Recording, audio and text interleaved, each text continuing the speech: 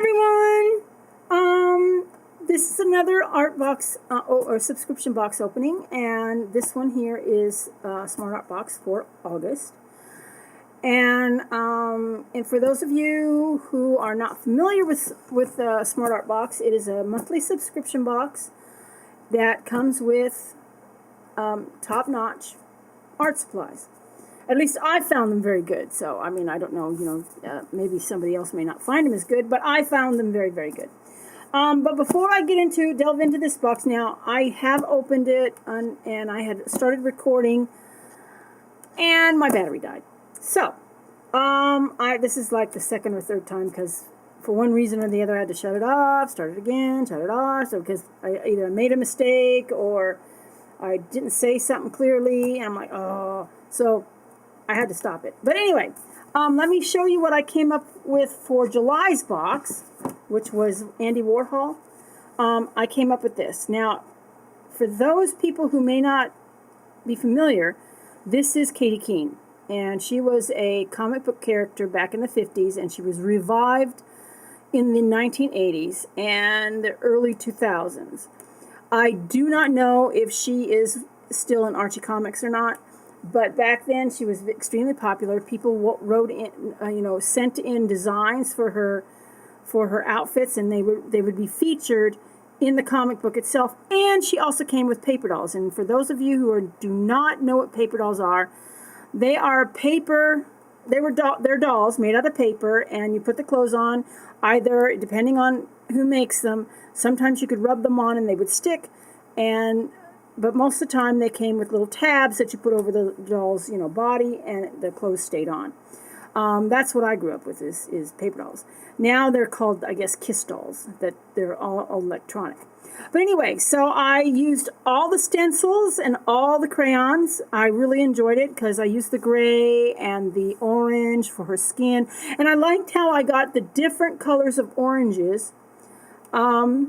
With that one crayon, because I got her skin tone, and then I got the border of her dress, and then of course her earrings. So I mean, and then of course this background. Actually, this one here, back here, I think I mixed a couple of colors to make it a little bit darker. But I mean, I actually got several different tones, so that was good. And then of course the stencils, I used every single stencil. The polka dots, I was going to do polka dots on her dress, and I'm like, nah, it's too much polka dots. But I think she came out pretty good. Now, the original was very small. It was a small, like maybe about that big.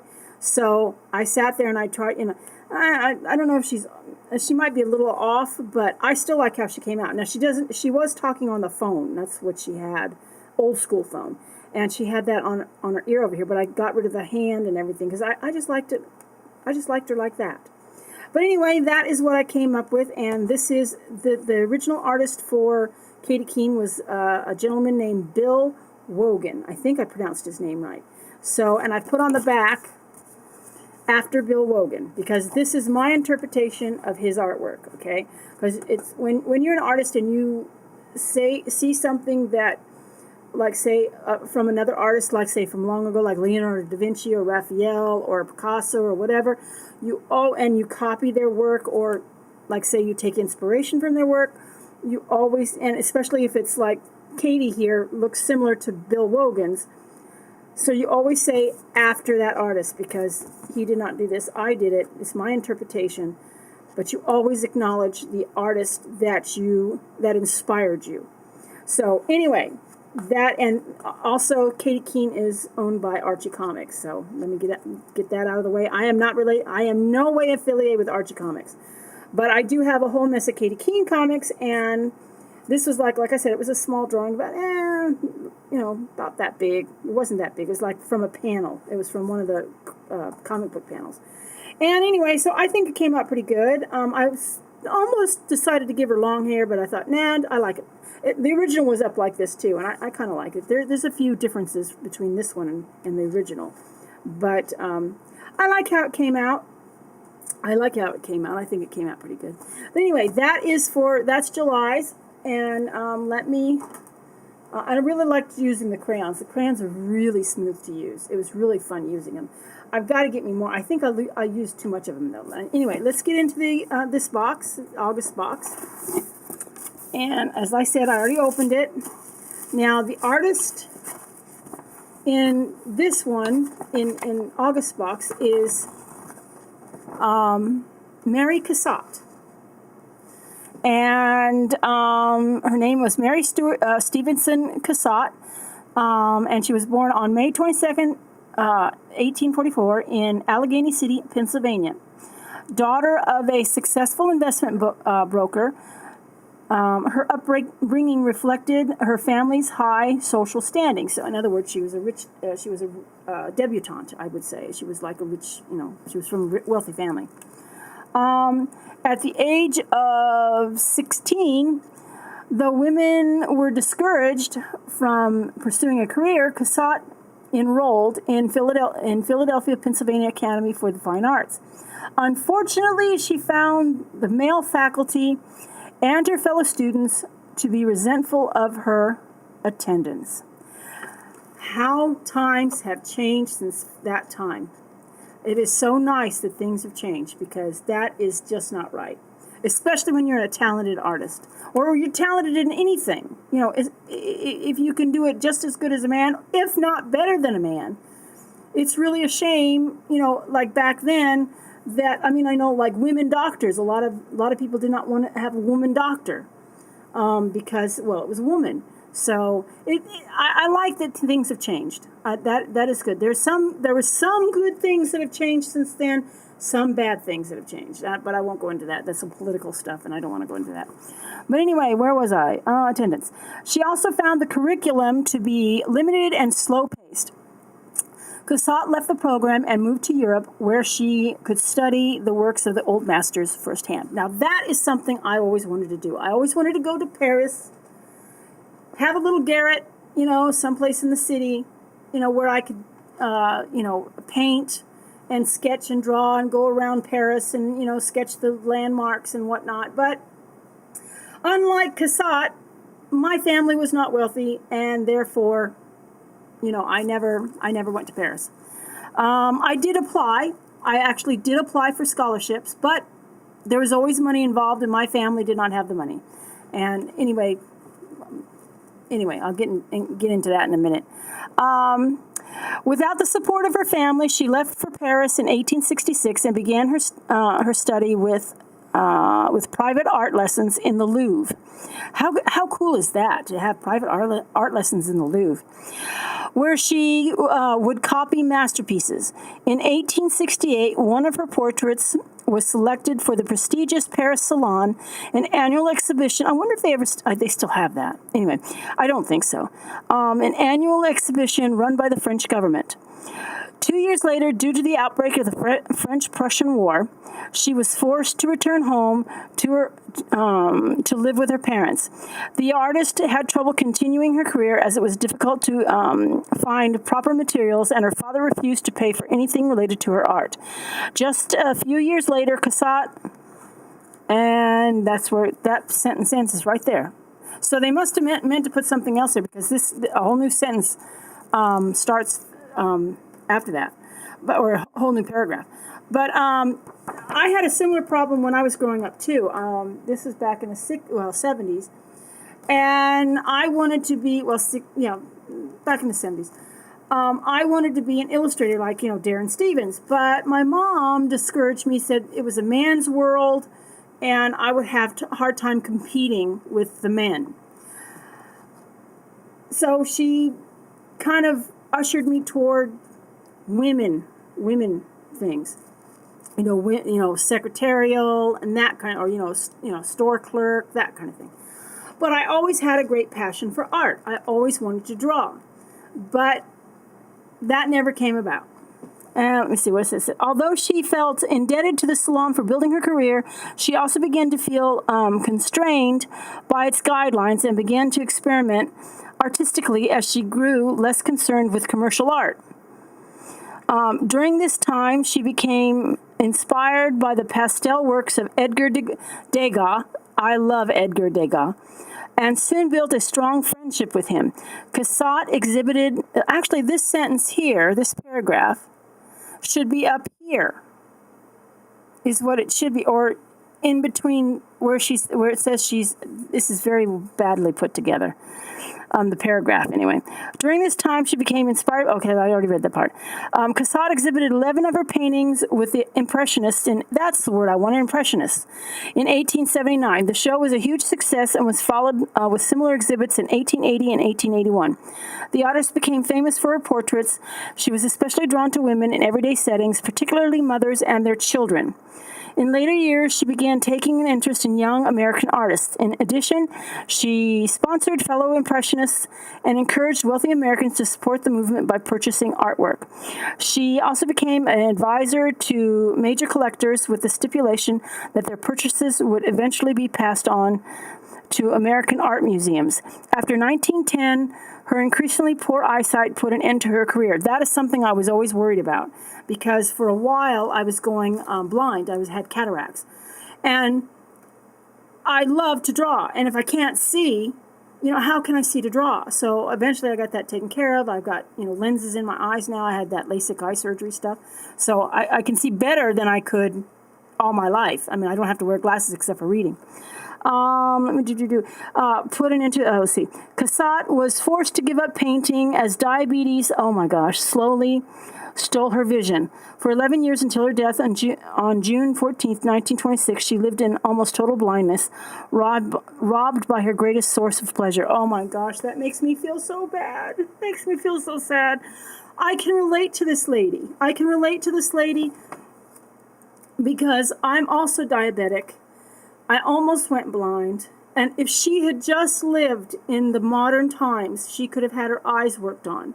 And she would have been able to see. And then, of course, modern times, we got insulin and metformin and things that could help her maybe, extend. So that is something I am definitely worried about myself, is going blind and not being able to see to draw. That scares me. And you have no idea how every day I ask God, please don't let me go blind. I don't know what I would do with. I can definitely relate to this lady. I don't want to get emotional here. But anyway, let's see what's in the box. And now I already opened this. It's a test pack of 6 soft pastels, or extra soft pastels. And I like it that it comes in a tin. And it is so cool because, let me show you. It's also, let me put this back a little bit. Okay, it's also in its own little cushion. It's got cushion. But they also, as you can see, some of it's, because of course pastels are very, very messy. That's the only thing I don't like about pastels. They're very, very messy. But at the same time, I do like using them. It's fun to use them. So anyway, look how vibrant. I don't even have to put it on to show you how vibrant they are, because you can see that just by it being in their container. But anyway, that's the pastels. And also in the box, let's see, what does it say about these pastels? Let me see here. Singulaire Full Stick Soft Pastel 6-pack. Singulaire. See, can you see what this word is? I'm butchering that word. I just know I am, and I apologize. Soft pastels are vibrant sticks of pure pigment, ideal for serious pastel artists.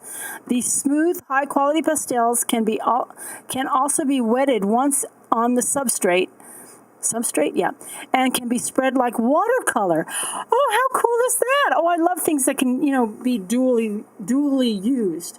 I got to try that. Their vibrancy, and actually I wrote, I can, hold on a minute. I can actually, I had tested the colors on my sketchbook. So I already did this. Before. I tested some of the colors.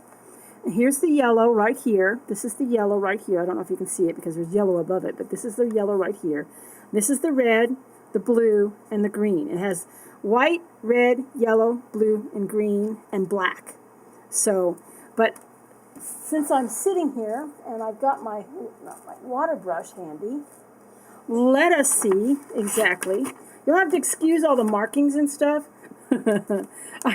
This is my test. This is my this, and the page following is my test page for my another project I was working on. Let's see, make sure I got water here. Yeah, I got a little bit of water. Okay, let's see how this looks when I add water to it. Let me see here. Okay, good. I don't know if you can see that. I can see it a little bit. Okay, let's try this one. Oh, look at that, look at that, look at that, look at that. Oh, is that not nice? Oh, that is so cool. Yes. Oh, I love things that oh, look at that. That is so nice. I like that. Let me wipe my brush off here before I go into the green, or the blue, I should say. Oh, I like that. I like that. Here's the blue. Oh, look at that. That is so cool. That is so cool. I won't do the black or the white. Well, you can't see the white on this end. Well, maybe you can see it right there. Oh, that is so nice. Let me wipe that off. I'll have to clean my brush after I'm done here. And then here's the green. Oh, that is nice. That is really nice, and it's actually very smooth. And see, I'm smearing it with my finger. That is really nice. That's how it looks when it's well, of course, I'm mixing the green with the red, which is getting a brown color. So that is so nice. I do like pastels, even though they're really extremely messy. I actually really enjoy pastels. So that's a bonus. I know there's a lot of artists out there who do not like pastels because of the fact that they're so messy. But I'm one of those people that I actually have fun getting messy. The messier I am, the better. I delve into it. Okay, I'll have to clean my brush off later. But anyway, so that's the pastels. And then we have, let's see here, it says here, I'm going to the next item on the list, a black drawing pad. So, it's a Koh-i-Noor. I don't know if you can see that, Koh-i-Noor. There we go. It's a Koh-i-Noor black drawing pad. I like the illustration on the pad part. I wonder if we could take that sticker off. And this will fit in my purse. That's the what's it say here? In and out pages. What is that? Oh, okay, I see. You can there. It's perforated right here. It's perforated right here, so you can just tear it out. I try not to unless somebody wants my drawing. But let me see here. Let me see what it says here. It says, watch my time. Okay, 18 minutes in, so I've got to hurry up here. Koh-i-Noor black drawing pad, 8.5 by 5 by 5. Or 5.5, sorry. This drawing pad contains 30 sheets of 70-pound black paper with a fine-tooth texture. The paper is beater dyed, utilizing fade-resistant formulations that guarantee longevity. They also feature a dual-loop wire bound construction. Oh, okay, and an in and out. Oh, okay, I see what that. I see now what they mean by in and out. Oh, okay, I see what you do. You just lift them up, and then you can take the page out. Okay, never mind. You don't have to tear them out. That allow you to remove sheets from the pad for drawing, reworking, scanning, and more. Upon completion, simply return the sheets into the pad. Fabulous. I like that. Okay, and then we've got a General's Black Magic Soft Eraser. Where is it? Here it is. Now, I've never seen a black eraser before. This is the little and it says here, Blackmagic soft erasers are latex-free erasers for pastel and charcoal. Oh, okay, cool. They are soft and gentle on fine paper, yet strong enough to erase straight and fine lines.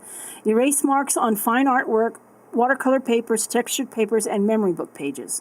Sweet. I can always use another eraser. Always. Always, always, always. And then we have Stump and Tortillon set 10 pieces. Well, this is what it says. See this word right here? I cannot pronounce that. But I can always use more of these little bad boys. Always, always, always, because I'm always using them for, blending and stuff. So I like that. I guess these are the tortillons or whatever they're called. No, these are the Stumps, and these are the tortillons, I think. I like it that they're different sizes. Okay, and it says here, double-ended, pointed, and made from soft gray paper felt. Stumps are excellent for blending and smoothing pastels, charcoal, graphite, and any other dry media. More abrasive than Stumps, the tortillons are excellent for rapid, thin blending on pencil, charcoal, or pastel drawings. They are comprised of spiral-wound rolled paper and are single-ended. Both are easily sharpened with a sandpaper block, which I have one, but I'm almost out of it. I'm going to have to get another one. The 10-piece set includes 6 tortillons and 4 Stumps in mixed sizes. Sweet. Okay, and then, let's see, and then finally we have Crescent number 300 cold press illustration board 8x10. That's these, and there's more than one, I can tell you that. There's 1, 2, 3, and 4. Sweet. That's what I like about Smart Art Box. They give you more than just one. They give you a whole mess so that, you can, if you don't want to just do pastels on it, you can do, you can use other mediums. Let me see here. It says, Crescent number 300 illustration board is a medium weight, professional grade board with high rag content and a medium surface. Each board is 16 ply and 1.4 millimeter thick. Crescent cold press illustration boards have a slightly textured surface and are used primarily for illustration in a variety of media. It is recommended for use with soft pastels, charcoal, acrylic, watercolor, and gouache aluminum ferrule. It's this down here, this right down here.